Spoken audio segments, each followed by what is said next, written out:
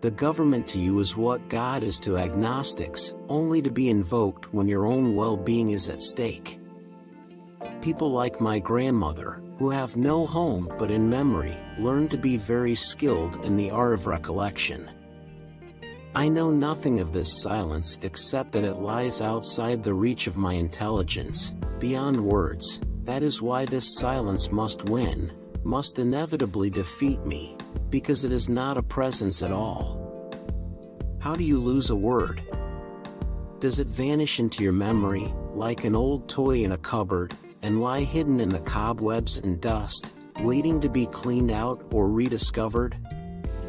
How is it that no one had ever told her that it was not love itself, but its treacherous gatekeepers which made the greatest demands on your courage, the panic of acknowledging it, the terror of declaring it, the fear of being rebuffed? Why had no one told her that love's twin was not hate but cowardice? Similarly, at exactly the time when it has become clear that global warming is in every sense a collective predicament, humanity finds itself in the thrall of a dominant culture in which the idea of the collective has been exiled from politics, economics, and literature alike. The truth is, sir, that men do what their power permits them to do.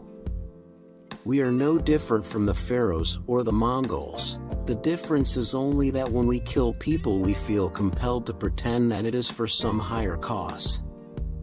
It is this pretense of virtue, I promise you, that will never be forgiven by history.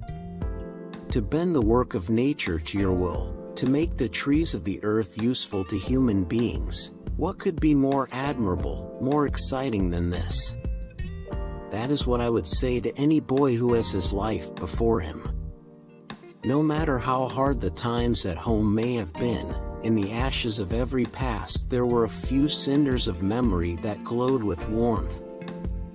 I thought of how much they all wanted to be free, how they went mad wanting their freedom. I began to wonder whether it was I that was mad because I was happy to be bound, whether I was alone in knowing that I could not live without the clamor of the voices within me.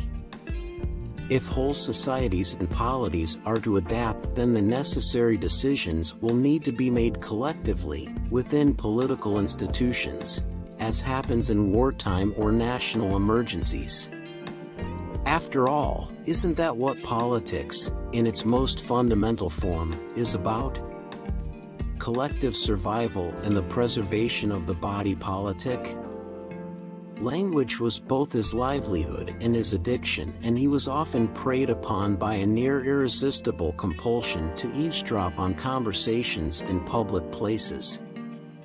At the same time, it has also reinforced the mind-body dualism to the point of producing the illusion, so powerfully propagated in cyberspace, that human beings have freed themselves from their material circumstances to the point where they have become floating personalities decoupled from a body. With every step her carriage seemed to become a little straighter and her movements more assured. It was as though the mere proximity of the building had caused a brisk professional to emerge from the chrysalis of a careworn wife and mother. Already the Sahibs have done more to keep the lower castes in their places than our Hindu kings did over hundreds of years.